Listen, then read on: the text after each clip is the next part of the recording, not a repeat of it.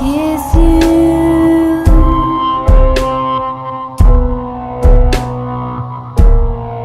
I really miss you.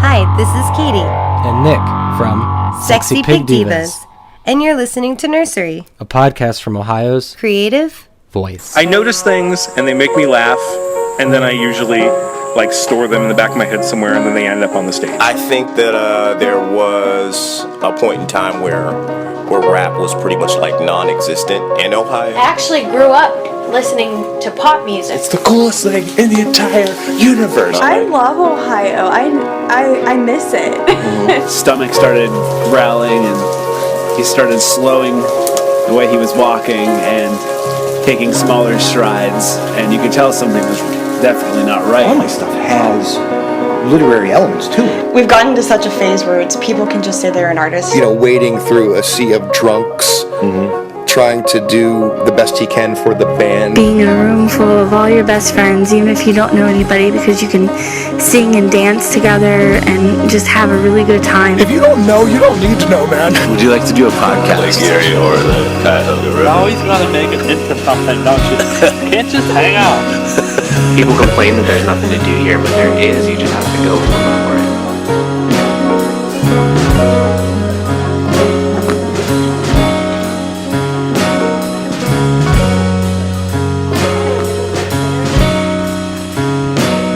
It's cold in this neck of Ohio tonight, and the style is right for a sad winter song. I feel lost like a speck in a pile out of sight, and though I try with all might, I just don't feel that strong. As we walk through a field trekking on snowy dirt, my eyes start to hurt trying to see a smile, and we talk about fears making our story short. You are scared to get shot, your bravery goes for miles, and there's more miles to go as we walk the train tracks. I think we lost the rain back in the woods we just hiked, and the store signs can glow as you walk sidewalk cracks. I think we lost the town back trading street lamps for kites.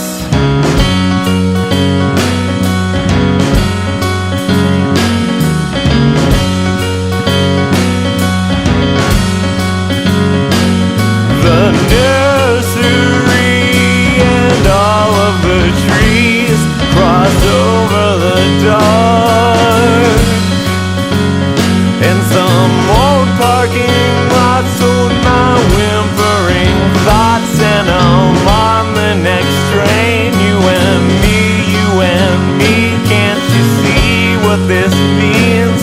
In the light of a torch, realize nothing is forced, nothing is forced.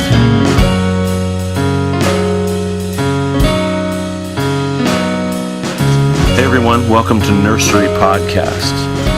This is Lee Boyle, Pepe Parrish, and today we're here to talk to you about a little comedy troupe that maybe you haven't heard of called Bullskit Productions. Pepe and I do this thing on a website, bullskit.com, with our friends core group Craig Bate, Steve Boyle, Brandon Hall. You've heard all of them on previous episodes of Nursery, and then we kind of spiral out into Jack Boyle from our band Third Class, Derek Baker, Billy James, our significant others, Ellen Frost, Corey Foster. You see Mindy Strawn in there sometimes, Greg Allison, a bunch of other people that have a good time with us, and regardless of if you've seen a skit of ours or not, the origin story is fun, because East Palestine, Ohio, small town on the Ohio-PA border, me and a guy named Jonathan Palo become friends. 1990, I think him and I became friends in 1990. 1990? Yeah, I'm thinking whenever my kindergarten was. Oh. So something like that. And then 96 rolls around. Me and John Palo, who we see little bits of each other because our moms are friends. And then Jonathan introduces me to you. What do you remember about you and I meeting? I was a total loser, and somehow I knew John from another class or something. And that's 1996, so we're in 6th grade. Yeah. It's like the beginning of our year. I'm in like an English class with like not one person that I know, and then of course they like throw us into a group project, and so I was like kind of panicked because I was like, I don't know anybody in this class. I'm still kind of new to the school, and John was the only person I knew, so I just kind of like ran over to him and I was like, can I be in your group? And he was like, yeah, that's fine, but this is my friend Lee and we're gonna be in a group together. So like that's kind of how we met. And then so we meet another kid who sees us make our first video based on one of those like 2-page stories in a textbook. It was Lost at Sea? No. Yeah. Lost at Sea. The English assignment was get into groups and do like kind of a report on this story. And you had a video camera and you were like, let's make a video. So it wasn't even a real report, but they just appreciated the creativity that went into it. And so we made one based on a short story called Lost at Sea, a short kids story. And for some reason it totally killed. Yeah, and it was nothing. It was absolutely. It was the dumbest thing ever. We showed it in our English class, and everybody was just like laughing hysterically, and thought we were so cool for having a video. No joke. This is not a joke. My civics teacher started calling me Steven Spielberg. We just pointed a camera at one of us and sprayed the hose on us and said we were lost at sea, essentially. That's what we did, and he started calling me Steven Spielberg. It was really bad. For 7th grade, 6th, 7th grade, it was really bad. It was bad. So, of course, come the next group project, everybody wanted to be in our group. One of the only times when we were in high demand as like the popular kids among geeks. Even among geeks, we weren't popular. And yeah, this kid Billy James, who you've seen in Bullskits if you're a fan, was like, I'm in your group now, buddy. I'm in your group. And slowly our short films, if you want to even grace them with that title, devolved into us lip syncing to whatever song we chose and trying to tie that in somehow with the story we were reporting on. So like we did some video called Tom Pepe and the Heartbreakers, and all of us had these names that were supposed to be spin-offs of our own names, and it was somehow supposed to tie into this story about this guy named Fausto who wanted a guitar, and we really just went off the deep end and nobody stopped us. I remember one time for a book report in 8th grade, I just played my guitar and got an A. They were just so excited that we were creative. We were accidentally turning our school into some sort of late start Montessori school where they were like, you touched the string on the guitar and made colors and made a poem out of it, so you have an A. Is that what a Montessori? Nah, I'm thinking more of a hippie school. Whatever. I'm kind of dumb. When I've said for all intensive purposes on this podcast recently, and I know it's for all intents and purpose, but I'm one of those guys. I get stuff wrong sometimes with my words, but well, sometimes the purposes are intensive, so I don't think that's wrong. You know what? For all intensive purpose, nuclear and other things. But anyways, I could care less. Now I'm just quoting The League. I saw an episode of The League last night that they said all that stuff in. Anyways, those book assignments, quote reports, turn into the little highlight of our 7th and maybe 8th grade year, where we kind of, like we do now, we kind of mold music and comedy and like commentary into one creative process, and the people at the school liked it. They were entertained by it. So then what followed was we started having our own house shows as the band, and that's another story. But we also followed the thread of comedy video based on what we did. And we did that with our friend Craig Bate, who I think I met him in 93. I think it kind of, maybe it came from Craig because he was such an SNL fan from such a young age, but, you know, we all kind of grew up on SNL anyways. So, like, sketch comedy was just, like, I don't know. I remember when we started doing, like, what did we call it? Skit Bag? Yeah, that we started doing Skit Bag. It was like a show that we created called Skit Bag, where we would fill up VHS tapes full of these little sketches that we would do. And I remember even at the time, like, we kind of had this issue with our band too, like, where we're like, we have a song where we say we're famous in our minds, and we kind of just like had this idea in our heads that we were like, yeah, we're creating the next Mad TV, but it's called Skit Bag, and it's kind of a big deal.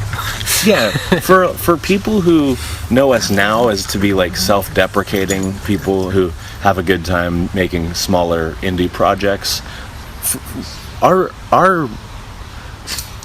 the pride we had in our videos we didn't show to people was really unbalanced. Like, we weren't showing these videos, so we made those videos in school, we showed them to people, and they said they loved them, and we were like, yeah, we're okay. And then we went home and made all these, like, what were supposed to be sketch comedy videos just for ourselves, for no one else.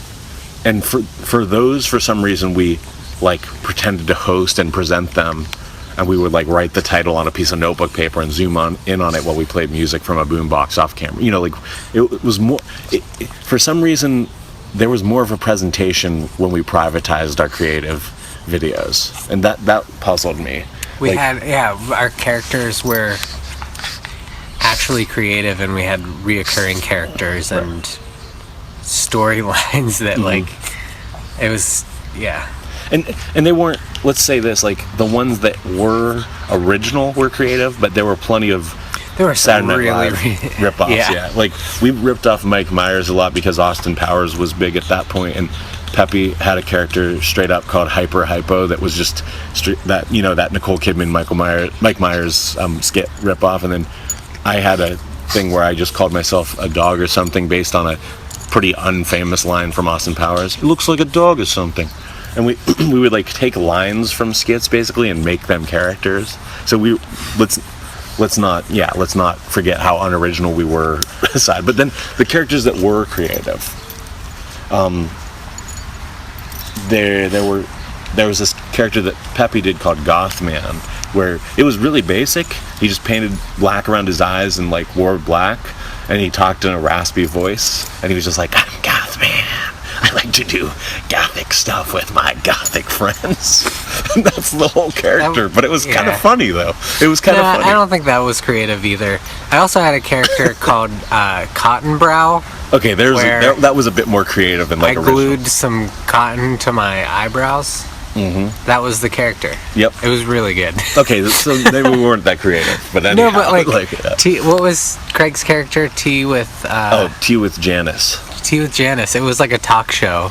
He was a woman, and he had a talk show called Tea with Janice, and that was at least more creative because it was like, it was a character and a thing. Like, she had a show. But again, it was pretty singular in that was the start of Craig playing a female character. Like, now, if you guys are familiar with watching Bullskits at bullskit.com, Craig is the go-to for putting a wig and a dress on a man and thinking, haha, it's funny because it's a man dressed as a woman. No offense to transgender people, obviously. Just kind of a goofy joke. And, like, that was the beginning of it. Craig was always like, hi, I'm Janice, and you're having tea with me. And he was just wearing a dress and a red wig. So, listeners, we don't expect you to go find these videos. They're nowhere.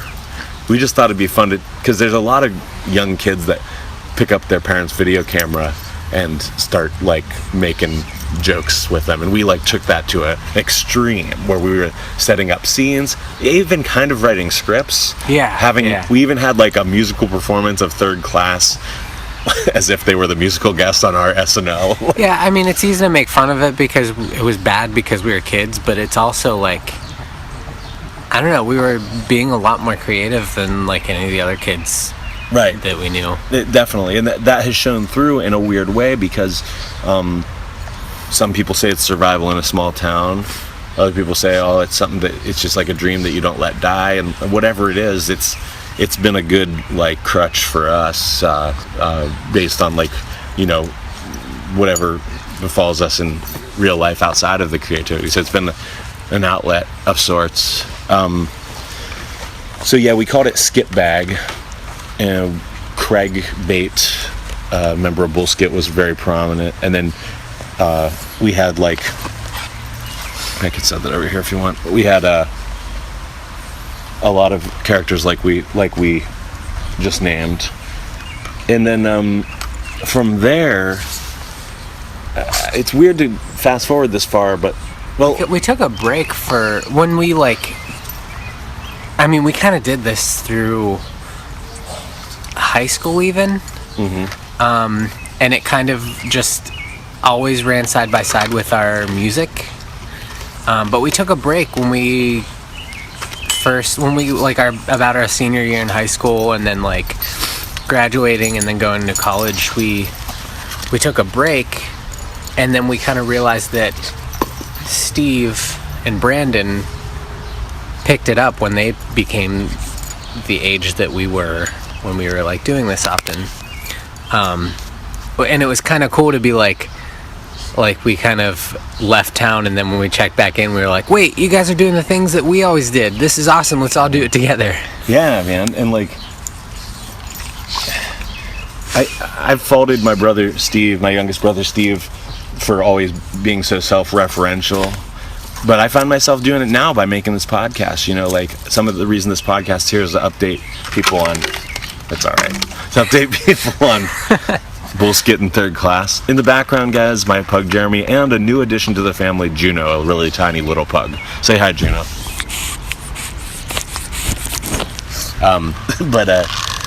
So we went through some name changes and like Odd Bag and Odd and Rather Odd and all these like other little skit names we had, and then you flash forward, like Pepe mentioned, all of a sudden Steve Boyle and his good friend Brandon Hall pick up where we left off, partially on our influence, partially because Brandon was another creative kid who met Steve and they clicked, and then all of a sudden bullskit.nv.angelfire.compuserve was born or something. Yeah, check out the website, guys. Yeah, it's really good. Yeah, and so yeah, Steve in a way became this kind of self-referential character because he was like paying a little bit of homage to Skitbag by making Bullskit.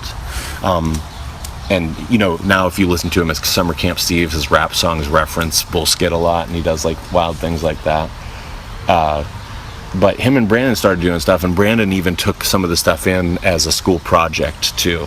But then, okay, just like we had outside sources influence Third Class and say you guys should play a show in front of people instead of your mom, my youngest brother Steve influenced the skit stuff by saying, I'm putting our videos online for people to watch. And we were like, that's an amazing idea.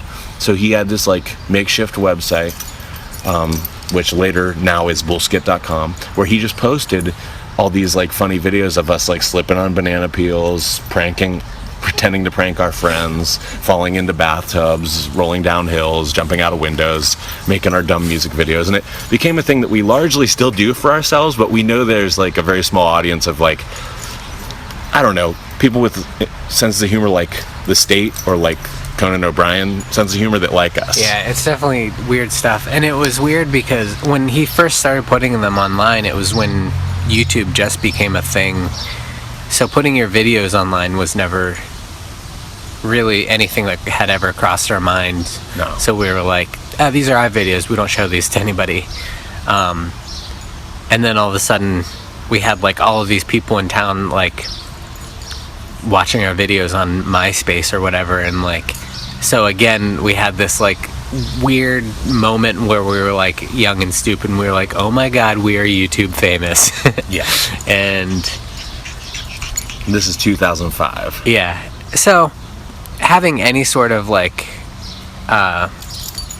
people telling you they're paying attention to what you're doing at that time, you know, that was before like videos constantly went viral. So we felt like if we had like 15 to 20 views on a video, we were like, whoa, this is insane. People are like more than just our mom has watched this. This is crazy. So yeah, that's about it. Yeah, no, I mean, and so, well, what you're saying is so sometimes some of our videos still to this, you know, the ones we put out new sometimes only have 15 views. You know, it's not like we ever got big. It's nothing. But we became a very slight, like, alternative for college, for like Ohio college kids. Like, there was a time on Kent campus where someone recognized us and they're like, Bullskit, and somebody who was pitching a pilot on NBC messaged us and was not the person. They weren't interested in having us. I'm not trying to misconstrue, but they were another comedy troupe. I can't remember what they were called, but they were like, someday, man, it's going to be you guys and us, and we're going to both have shows on NBC. And like, either they were like giving us props for what we were doing. And at the time, it was funny. You know, there was a point where putting up a fake rap video with a white guy who's really nerdy in it with bad quality on purpose was hilarious. And I know now it's been done to death, but 2005, 6, 7, we were part of the time when it was funnier to do that stuff, and we've evolved since. But you know, one of the videos that made us you know, notable to a young crowd in East Palestine, Youngstown, Kent, was this video called Shake Stat, where we just did a silly rap. And it's also like the landscape for comedy videos online has changed a lot, and we're pretty good about not changing ourselves accordingly, because I feel like people think these things out so cleverly, like just in an effort to go viral with something, to tag something specific. Or it'll be like super short, or like set up like it's meant to be a total accident that something was filmed, or something is being portrayed as, oh, we just happened to catch this on video and this is totally real, when 90% of the time now it's not, and it's just something that they created to go viral, which is totally cool. It's its own thing, but you know, we're not really doing this we're not doing it to become like, we know we're not going to get like YouTube famous, because that's not really something that happens, at least anymore. It happened a few times early on, but we do it for fun and as a creative outlet. And if like some people are still watching these like stupid videos, that's cool. And if people aren't, it doesn't really matter. We do it for fun. Especially in terms of Bullskit, it doesn't really matter. Like with Third Class, with the band, we want to get people. We're looking to sell out. You know, we're looking to, like, not to change our sound for a big record company, but we're looking to reach to someone and change that world. Whereas Bullskit's like a rainy day thing, where we want to make you laugh. That making you laugh is important, but like, we know that the comedy is like way off the wall and like weird. Like we don't do. Very rarely have we done a direct parody where we've tagged something. The few times we have, it's not been our most notable work. Like, I did an ice bucket challenge video that was like a comedy version of that, and an edited version of that, and I did like me and my brother Jack did something when that 16-pound baby in Texas was born. You know, they were very like quick commentary videos, and yeah, that is what people get YouTube famous for now. Ever since Leave Britney Alone, people are into the video vlog stuff where people just talk to the camera, but that's not what we do. We do like silly, like verbal gag comedy and like fake sitcoms and horror film spoofs and stuff. That's our thing. So like, it's hard to, we don't really, I respect it. I mean, I had a vlogger on this podcast named Devin Belito. I like to call him Belito. But I would respect him for a variety of things he did, because he's like silly, goofy, totally weird. And he's a guy from East Palestine who isn't afraid to be creative. That's kind of more the important part for me. And Bullskit's the drunk cousin that Nursery and Third Class carry around. Like, Nursery is there to be an umbrella to reach out to people and let them know about creative projects and friends who might have interest in their projects.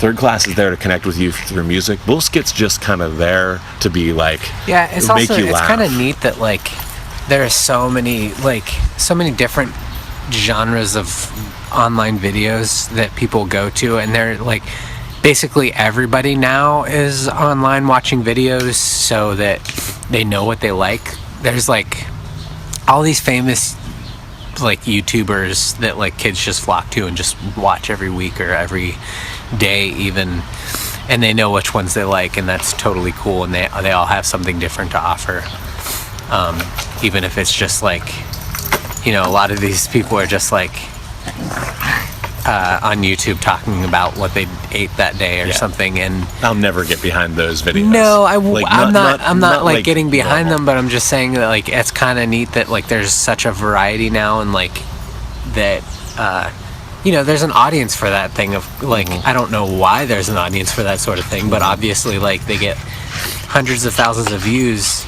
every day for something so pointless, and you're like, oh well, somebody's watching it, like lots of people are watching it, and they're obviously enjoying it because they keep going back and watching them.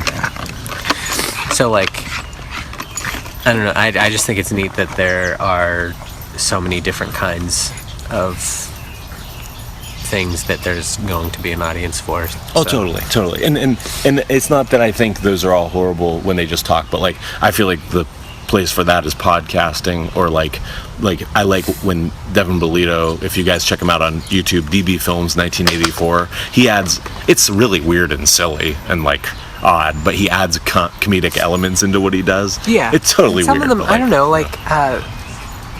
like when, if you watch like Miranda Sings videos or like Glozell or something like that, they're just talking about nothing, but like they have these like amped up characters of themselves that are just so silly that you just like watch, and like I feel like people are just delighted no matter what they're saying, because you're like, gosh, she's so silly, her lipstick is crazy, or her Glozell freaks out and makes funny faces, so it's funny no matter what. Like, it's just like, that stuff is good. I like that stuff. Yeah. No, you're right. There's a weird line there where you're vlogging, where you can get it right, or you can just be boring. And I feel like this happened early on too. I feel like people don't really know a whole lot about like the earlier ones, but there was one about, there was a vlogger girl that it came out later that she was just like a comedian doing a character, but like for like the first couple years that she did it, people thought she was completely serious, and they watched her videos where she was just like this whiny little emo goth girl making, like, doing video blogs, and it like went viral. I can't even remember what her name was online, but it was like right around the time we started doing videos and stuff, and I feel like that was the start of this whole doing video blogs as comedy, as like some sort of character of yourself that you've created. And some people call that like the beginning of meta comedy at some point, and like that's fine, but like some of it was I'm sure a lot of it was accidentally discovered, because it was like through the veins of MySpace and like lesser things than that, or sometimes just straight up videos posted on archives and stuff. And like, but to give listeners, if you guys don't know what the hell we're talking about, Bullskit Productions, if you, just to give you like a rough idea, if you might like our videos, besides mentioning Saturday Night Live, and I grew up watching In Living Color and House of Buggin' and Mad TV and stuff like that as later years and stuff. And Pep grew up watching The State a little bit. I watched Roundhouse. Yeah. Just dumb, like, we watched all that, of course. And Keenan and Kel were a huge influence on us, and just stuff like that. Yeah, like, all that was Chris Farley. You know, you can guess our ages. You can guess, like, we like Chris Farley. We loved Dirty Work, and we loved Almost Heroes. We loved, like, those, like, the essentially what became the B movies of certain celebrities and stuff like that. And, like, but to reference what Pepe was talking about, YouTube, like, online video sensations, our music, like fake music videos at Bullskit, are close to John LeJoie, I think, like kind of close to his like dumb rap videos that our friend Mindy recently was saying how much she liked him. And then our regular comedy, like verbal and like just joke skits, are pretty close to Derek Comedy's early stuff. Like we kind of have some of the same sentiment. They were better, theirs were like better produced and better shot and stuff, but like we have the same sentiment as Derek Comedy. Oh yeah. Maybe a little bit of the Wise Kids, you know. If you guys have never watched like old Derek Comedy videos, it's like it's better than like most Lonely Island stuff or anything like that. And they're a big Check it influence out. too. Watch Mystery Team on, I don't know what it's on, Hulu or something. Yeah. Mystery Team's there. Their last skit that they put out called Thomas Jefferson is amazing. They put that out right when Mystery Team came out. They had earlier skits called, they were like weird skits where they like went into an office that had an ambulance siren in it and stuff like that, and like it's called He Really Gave It To Me in there. And they have like dumb skits where they're like on skates with machine guns. Like it's amazing, and it's well shot, but it's like the quality of the video is like our quality sometimes. Yeah, and that's where Donald Glover from Community came from, who is Childish Gambino, the rapper. Yeah, for younger so if you listeners know who that is, that's like a reference point. Right, younger listeners know Childish Gambino, Donald Glover, maybe Community. It goes back to Derek Comedy.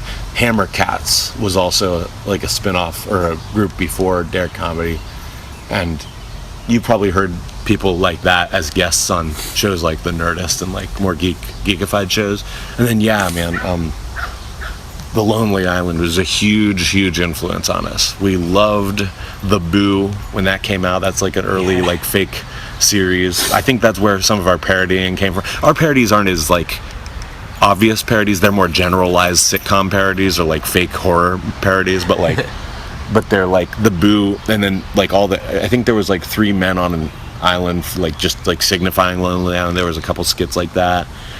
All their early stuff that kind of harkens to Channel 101, which that wasn't actually an influence on us, but I am now watching those. Like that has, you know, Dan Harmon had a big hand in that, and that was a Community thing. We can geek out all day over that, but just to give listeners an idea, maybe if you like Lonely Island, Derek Comedy, John LeJoie, if I'm saying that right, the guy from The League who plays Taco, you might like us. And I think we've come.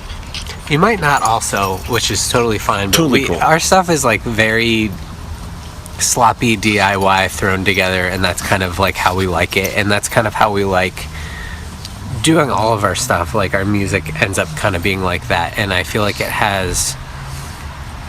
makes it a little bit more like genuine, maybe. We kind of care more about like having an idea and just putting it into action right away, instead of like planning it out way too much and then it turns into like some big production. We'd rather just like do it as a raw idea. Mm-hmm. And I think we have the White Stripes to thank for that. Those guys for some reason influenced both our comedy and our music. Everybody knows you don't want to listen to the recording of Blue Orchid as much as you'd like to listen to a recording of Hello Operator. And I think we fell on that side of things really hard. Yeah. Because those guys are one of the biggest rock groups. Lee one day was like, I'm going to do a podcast. And then a couple weeks later, he had like 5 episodes and he just like did it.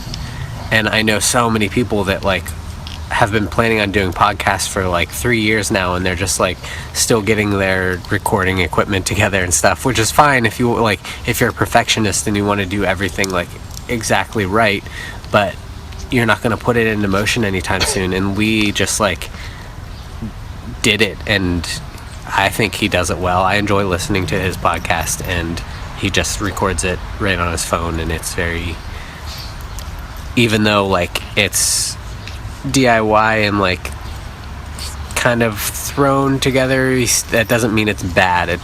It's still, I think, done well. Thanks, man. And I think listeners who have stuck around would agree, because there was this one, I didn't even see the performance myself, but there was this one performance that you described to me of the White Stripes, where Jack Black and Jack White and Meg White were hanging out playing, and his guitar became unplugged. And I don't even remember this. Yeah, his guitar became unplugged somewhere along the line, and it was cool. He just went with it and started dancing around and wrecking the stage and whatever. Yeah. And I feel like I haven't even seen it myself, and it might not even be something that happened. I tend to get stuff wrong, but that's the kind of thing that I'm drawn to, like a recording of a song that could never be captured again, rather than the perfect metronomic recording that can be captured over and over again. Right. That's what this podcast is. That's definitely what the Skits are and what our band is. And yeah, this has been a big in defense of episode, but sometimes we have to stop and do a little place marker episode like this for fans of Nursery, to let you guys know where we came from, and to possibly inadvertently give you encouragement to make sure you keep coming from where you're coming from. So with that... Oh, actually, we should take a break, because one of our sponsors has something really important. Oh, that's right. I forgot we have a little segment here.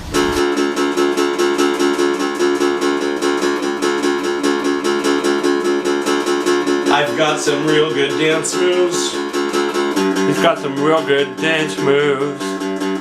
Women find us sexually arousing because of his dance moves. His dance moves. My dance moves. I'm a dancer too. And we're back. Whatever. I don't know what sponsor that was, but it's whatever it was. I'm sure it was like very important. So go buy whatever they're selling, or watch whatever they're promoting, or just give them all your money. Yeah, definitely. But so with that, guys, thanks for listening to the origin story of Bullskit, which started with Skit Bag, small little camcorder trio of people in East Palestine. Signing off, I'm Lee Boyle. And I'm Cotton Brow. Look, Mom, we're on a podcast.